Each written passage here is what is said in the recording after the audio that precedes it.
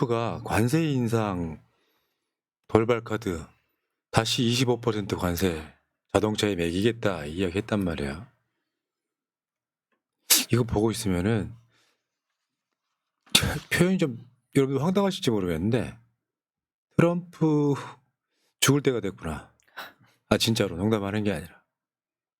그러니까 뭐가 없어요. 네. 근데 그게 뭐가 문제인지 좀 설명해 드리고요. 결론부터 말씀드리면 별 문제는 없을 듯한데 문제라면 국민의힘이 문제입니다.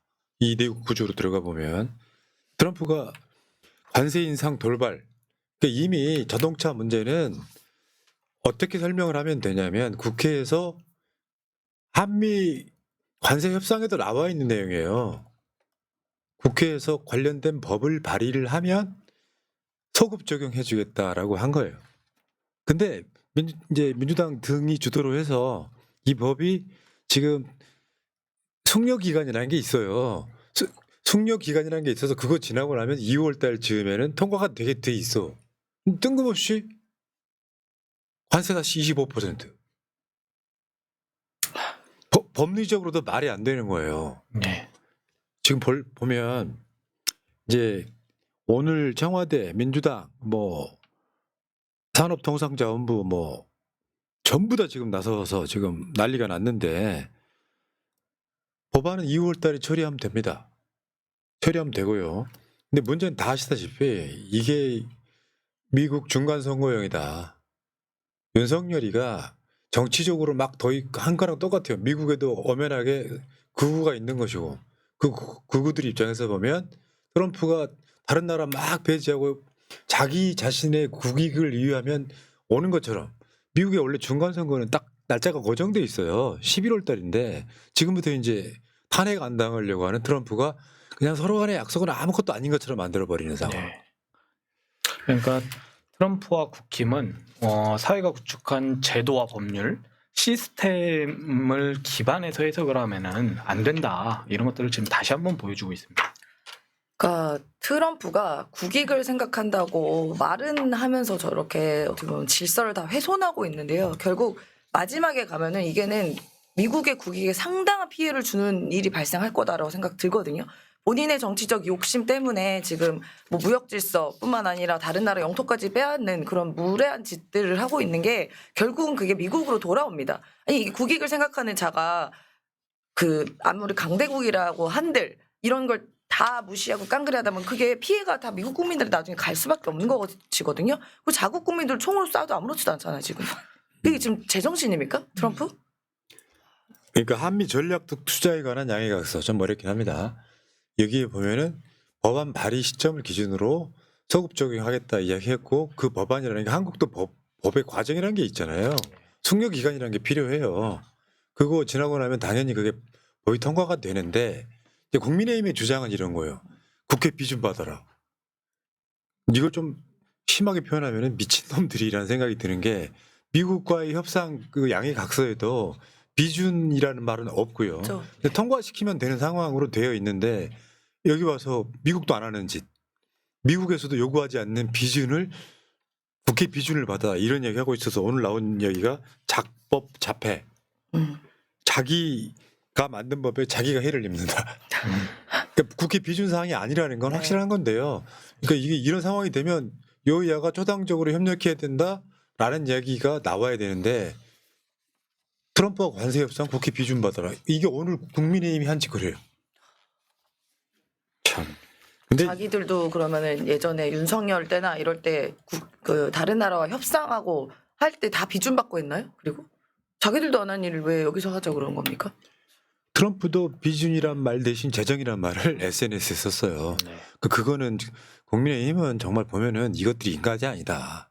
항상 느끼는 건데 인간이 아니다. 아. 그러니까 나라 망해라 이러고 있는 것 같습니다.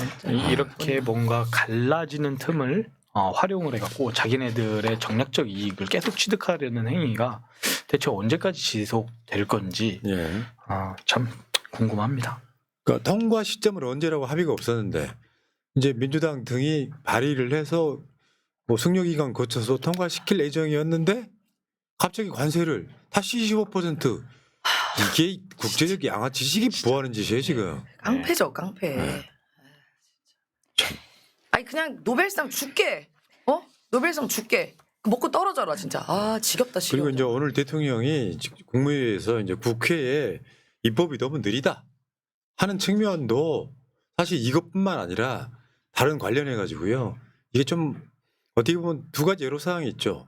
개혁 입법을 먼저 하는지 뭐 해야 되는지에 관한 부분. 그러니까 저번에 대통령도 이제 원내 지도부 초청해 가지고 또 그걸 또 특별히 부탁한 거 아닙니까? 네. 이런 측면이 있고 국민의힘이 뭐만 하려고 그러면 필리버스터 해갖고 계속 임시국회 등을 무력화시켜 버리잖아요. 그러니까 사실상 이 민생 법안에 관련된 것들은 통과시키기가 너무 어렵다. 이런 측면들이 분명히 있는 거예요. 여기에는 사실 대통령 오늘 국무회에서 한 말은 국민의힘을 저격한 말에 가깝다고 보시면 되죠. 맞습니다. 근데 이 이슈가 힘들긴 한데 내부로는 국민의힘을 너네 때문에 지금 이게 지금 망가지게 생겼어라고 폐기에는 딱 좋은 이슈기도 하고요. 왜 대외적으로는 지금 강훈식 실장이 캐나다 간 건데 캐나다 갈 때 지금 현대차 데리고 가고 이런 부분이 트럼프의 심기를 좀 건드렸다 이렇게 해석할 수도 있기 때문에 네. 이걸 외교력으로 어떻게 뚫고 나가느냐 이게 지금 이재명 정부의 지금 관건에 네. 달려 있다. 네. 새로운 이슈가 또 등장한 것 같습니다. 여기 지금 아마 이런 거예요. 속내가 있어. 11월 달에 중간선거잖아요. 근데 관세협상 이거를 다시 한번 출렁이게 만들었잖아요. 네. 요거는 그 수출 수입에 있어서 관세의 문제가 아니라 사실은 한국 기업들이 미국에 투자하는 그 투자 있잖아요. 요거를 좀 빨리 해달라는 압박이다라고 보는 게 사실은 좀 더 정확한 분석일 가능성이 높아요. 약속은 했어. 투자할게. 얼마 투자할게 했는데 야 빨리 시작 안 해? 왜냐하면 이게 이제 점점 딜레이되고 하다 보면 이거를 압박을 해야 한국 기업들이 투자가 좀 빨라지면서 중간 선거에 이제 작동할 가능성이 높은데요. 그 11월 달 중간 선거는 항상 11월 첫째 월요일 날로 항상 정해져 있어요. 근데 이번에 중간 선거는 하원 전체예요.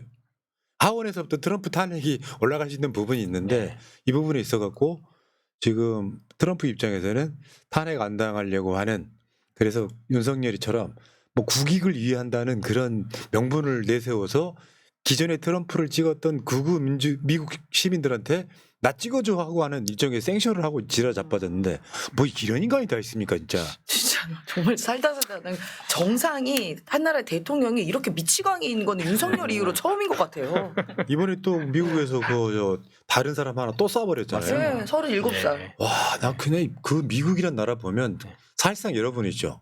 미국은 망했습니다.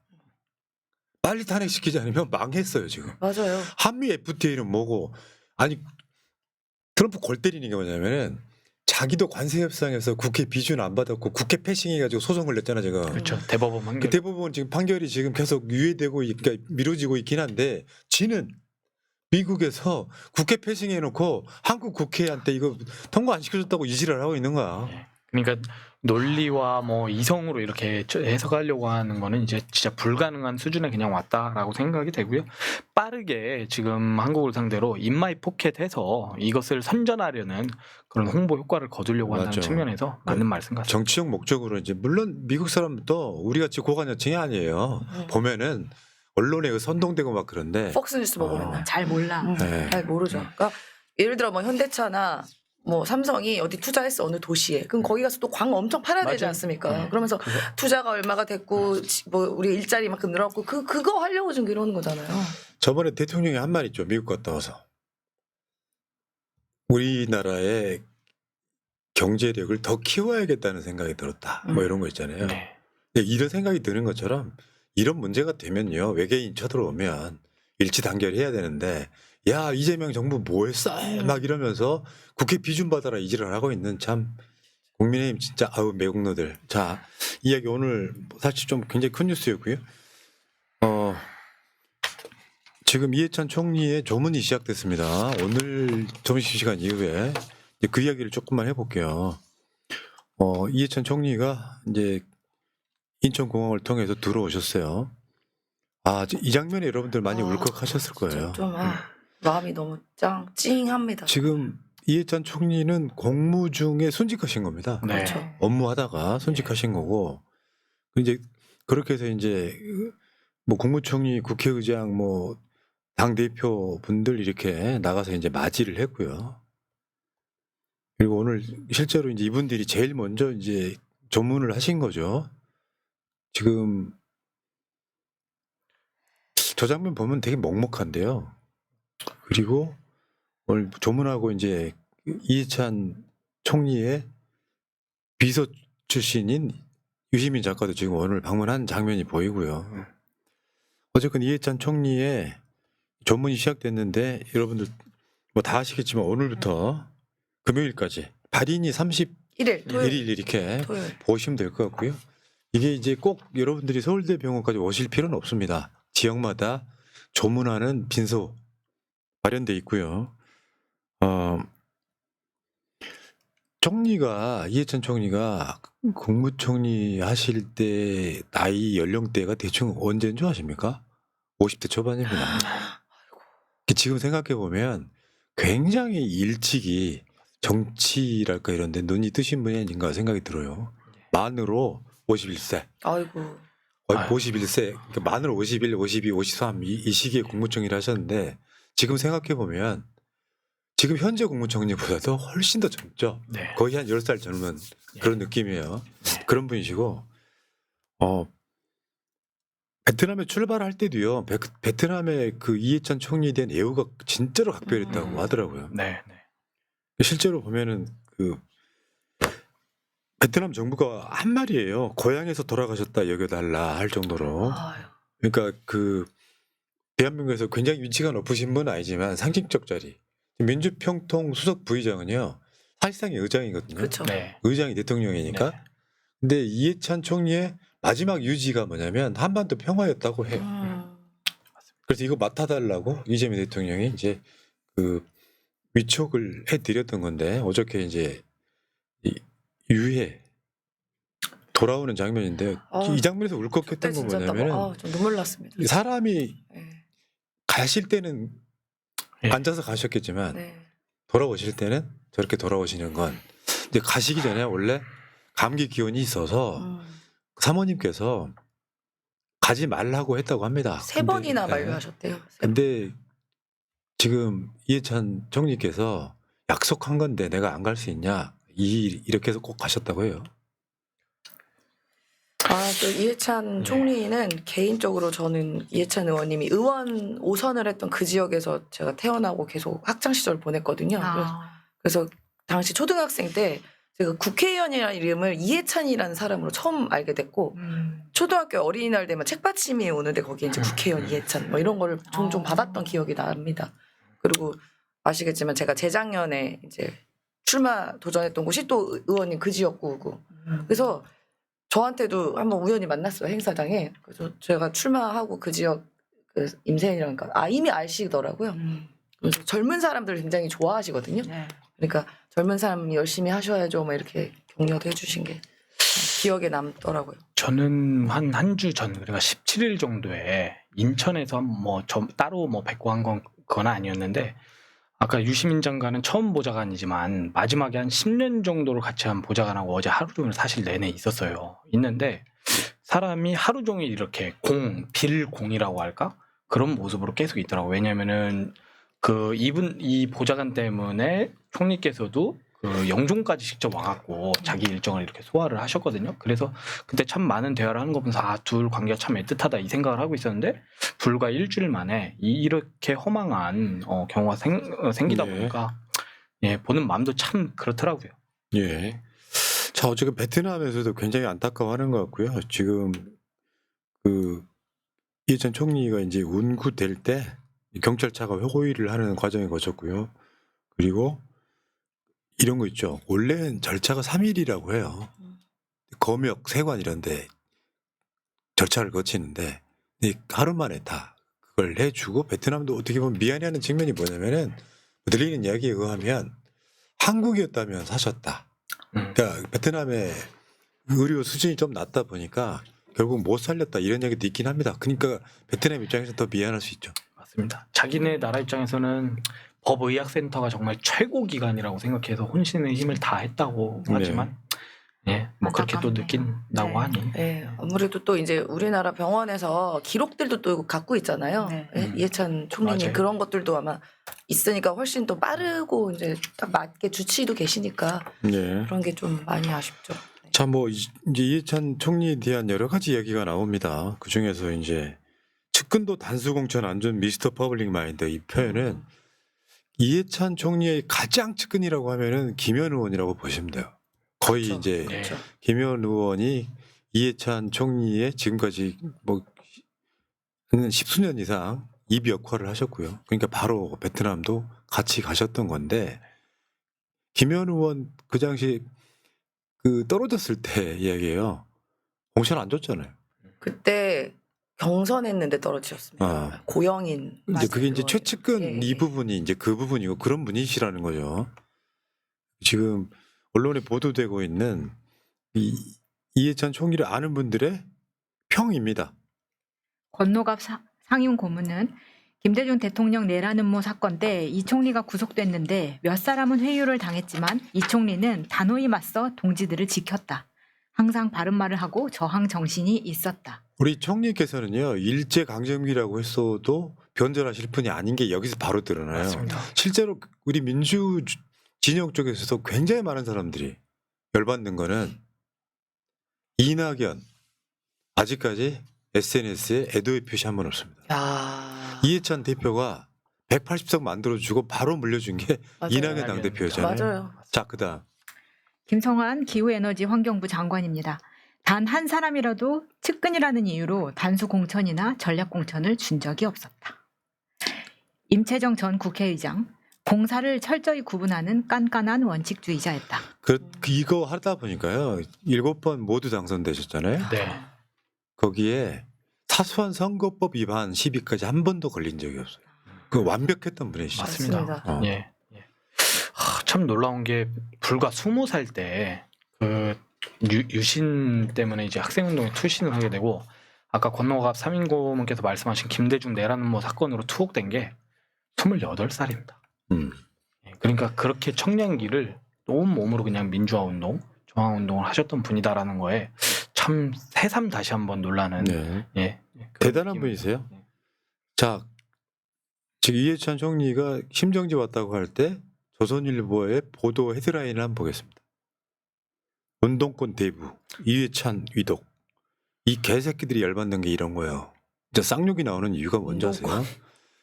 대한민국 정부에 총리를 지낸 분이에요. 근데 얘네들은 지금 운동권 대부라는 표현으로 한쪽으로 밀잖아요. 맞습니다. 이게 이해찬 총리 지금 기관 사회장과도 연관이 있습니다. 어떻게 보면 국가장으로 할 수도 있는 거예요. 그러니까. 못할 건 없는데 진영을 대표하는 사람이기도 하지만 일국의 국무총리를 지낸 사람이에요.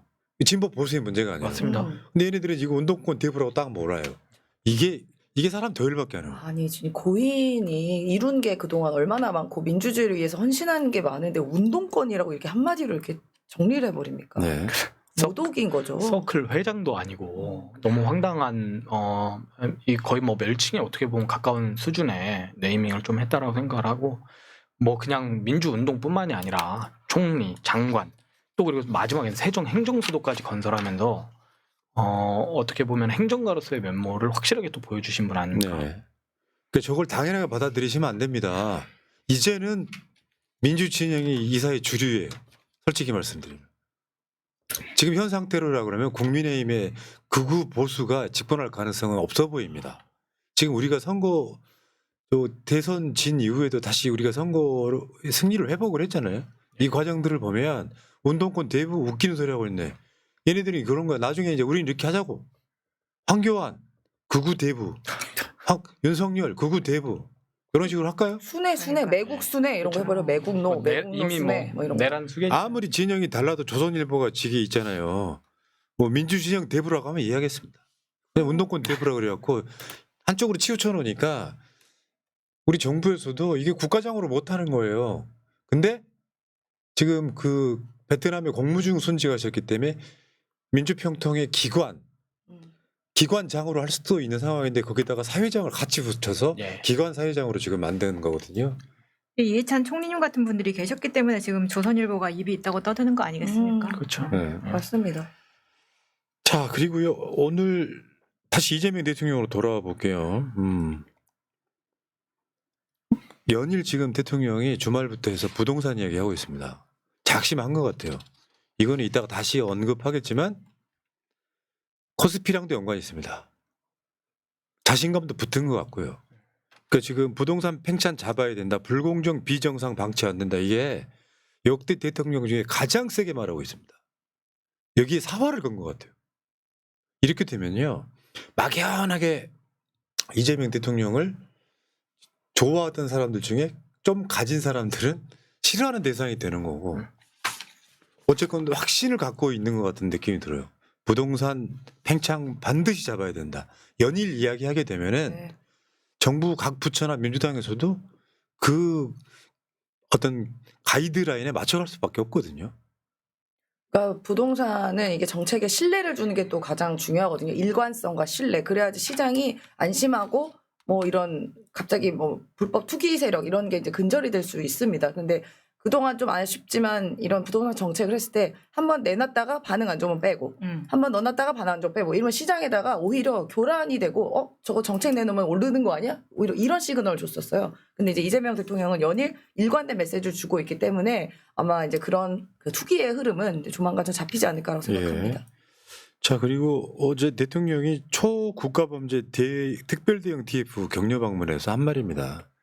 지금 저 뒤에 자세히 보시면 한국이 건드리면 폐가 방식이라고 아예 쓰여 있어요.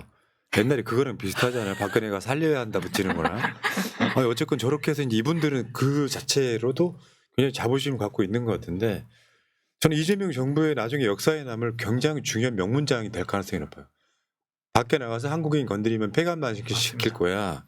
이게 굉장히 좀 의미가 있는 그러니까 정부가 왜 존재하는지를 대통령이 몸소 저 멘트 하나를 보여준 거라고 봐요. 맞습니다. 대통령께서 폐가망신이라는 단어를 최근에 자주 쓰시는데요. 네. 주가 조작하면 폐가망신 이런 얘기도 쓰시죠. 분명 부동산 관련해서도 근래에 부동산 투기하면 폐가망신 이렇게 연결되지 않을까 합니다. 지금 캄보디아 스캠 조직원 역대 최대 규모 강제 송환 계속 하고 있지 않습니까? 저번에 한번 또 이번에 한번 해가지고 그래가지고 얘네들이 쉽게 표현하면 같은 자국민들을 건드리는 거잖아요. 어떻게 보면 네.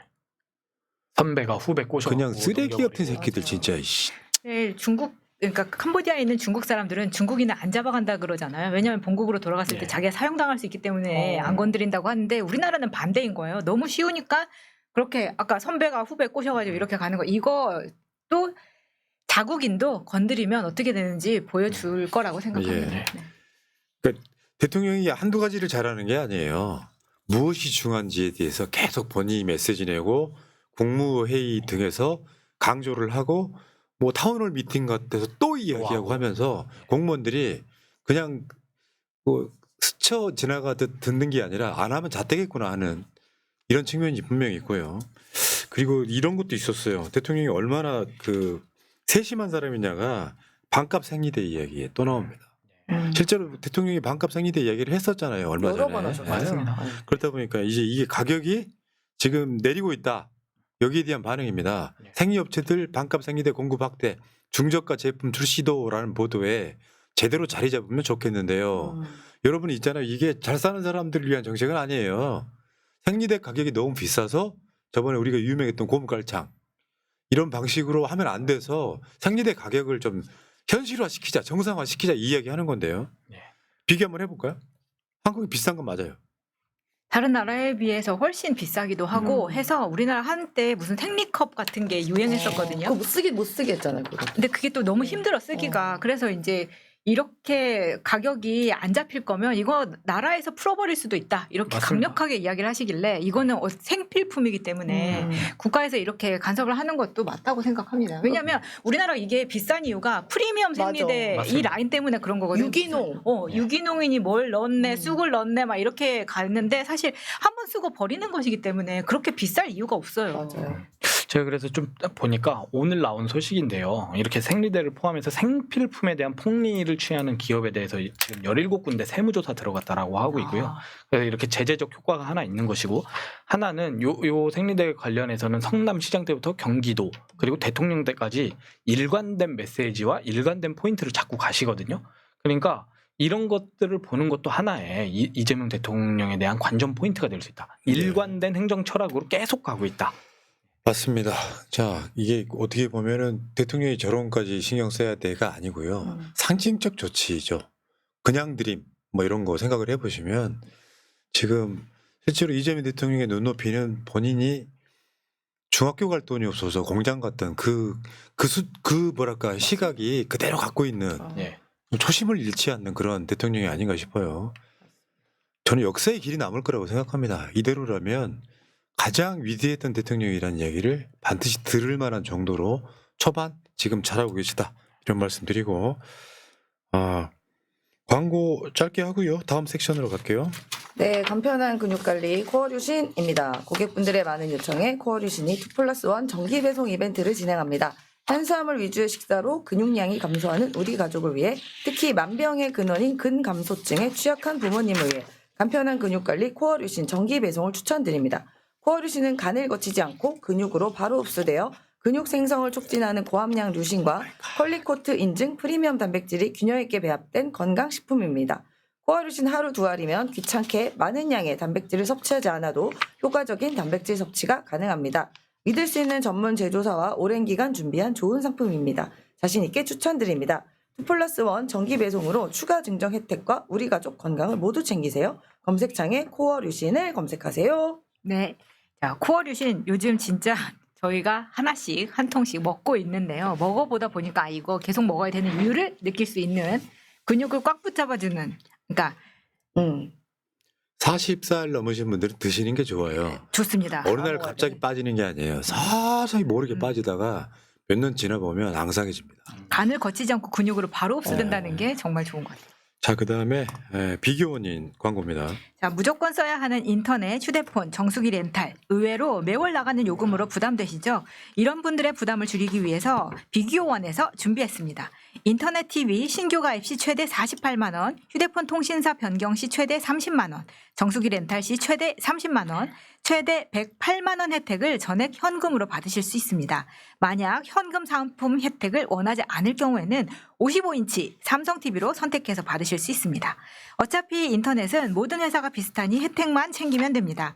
비교원은 23년 동안 현금 사은품 누적 983억 원 이상, 누적 가입자 60만 명 이상이며 서울보증보험 8억 이상 보험에 가입되어 있는 튼튼한 법인 기업으로 안심하고 가입하셔도 됩니다. 그리고 개인정보 보안도 철저해서 한 건의 보안 사고도 없었습니다. 본사와 정식으로 계약한 판매점이기 때문에 빠른 설치와 동시에 빠르게 사은품을 받아보실 수 있고요. 지인 추천하시면 최대 8만 원을 지급해드리는 이벤트도 진행하고 있습니다. 신청은 반드시 인터넷 비교원 기존 가입자 본인만 가능하고요. 새날 보고 연락 주셨다고 하면 비밀 혜택도 있으니 지금 1670-2571 전화 주시거나 네이버에 비교원 검색하시고 상담 신청해 주시면 됩니다. 예, 1670-2571 인터넷 등을 약정 기간 끝나신 분들은 신청을 하시면은 혜택을 줍니다. 그냥 3년이고 4년이고 5년이고 계속 쓰시면 그만큼 손해시다는 말씀드릴게요.